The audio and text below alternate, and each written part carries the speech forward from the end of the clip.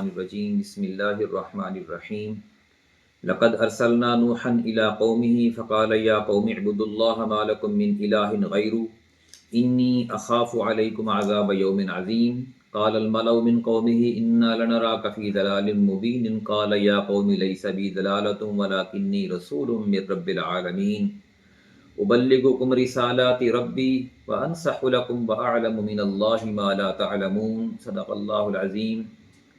سامعین کرام، سورہ الاعراف کی آیت 59 سے لے کر 62 تلاوت کی ہے۔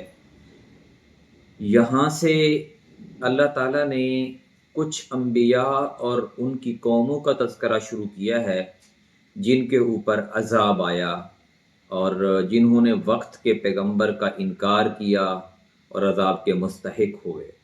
پہلا تذکرہ نوح علیہ السلام کی قوم کا ہے۔ لقد ارسلنا نوحا الی قومہ، یقیناً ہم نے نوح کو ان کی قوم کی طرف بھیجا۔ فقال یا قوم اعبدوا اللہ، سو وہ کہنے لگے کہ اے میری قوم اللہ کی عبادت کرو۔ ما لکم من الہ غیری، اس کے علاوہ تمہارا کوئی معبود نہیں ہے۔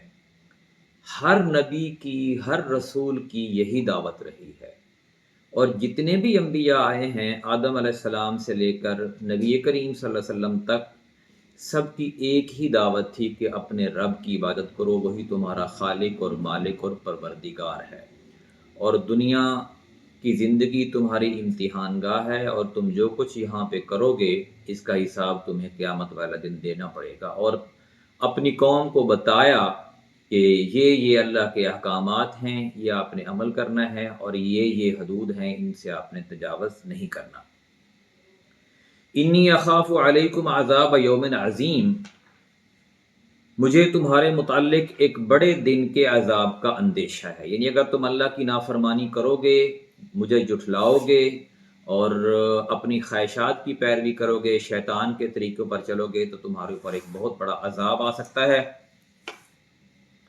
قال الملأ من قومہ، ان کی قوم کے سردار کہنے لگے۔ اکثر اوقات جو مخالفت ہوتی ہے وہ سرداروں کی طرف سے، یعنی جو کھاتے پیتے لوگ ہوتے ہیں، جو کرسی پر بیٹھے ہوتے ہیں، جن کے پاس طاقت ہوتی ہے، دولت ہوتی ہے، ان کی طرف سے شروع ہوتی ہے اور انہی کی طرف سے ہی طول پکڑتی ہے۔ جہاں تک عوام الناس کا تعلق ہوتا ہے، وہ اکثر اوقات انہی کھاتے پیتے لوگوں کے دین پر ہوتی ہے۔ جو ان کا دین ہوتا ہے وہی عوام الناس کا دین ہوتا ہے۔ جیسے ہمارے ہاں بھی دیکھ لیں، جو اسسٹنٹ کمشنر کا، گورنمنٹ کا دین ہوگا، جو ایم پی ایم این اے کا دین ہوگا، عوام بھی اسی کے دین پہ ہوتی ہے۔ ادھر وہ چل پڑتے ہیں، عوام اس کے پیچھے چل پڑتی ہے۔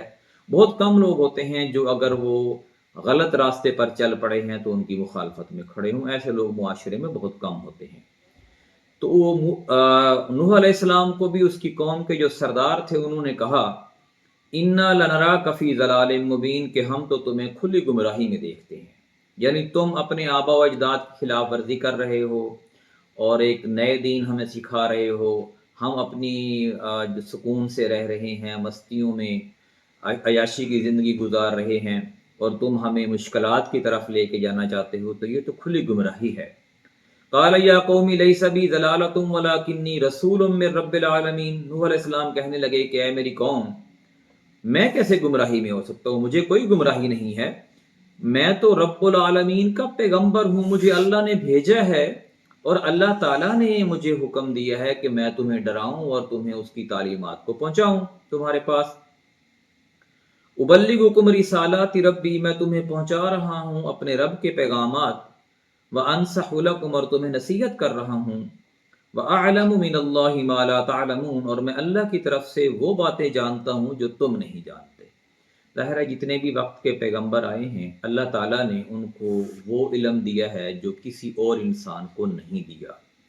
ان کو جنت، دوزخ اور جو واقعات جس پر جو گزرے گی مرنے کے بعد، اللہ تعالیٰ نے ان پر وہ نظارے کرائے، اور کیا کیا علم دیا یہ ظاہر ہے اللہ ہی بہتر جانتا ہے، اور اس کے رسول جن کو یہ علم دیا گیا، تو ان کا مقصد یہی تھا کہ وہ اللہ کی طرف سے پیغامات پہنچائیں اور لوگوں کو راہ راست پر لے کر آئیں۔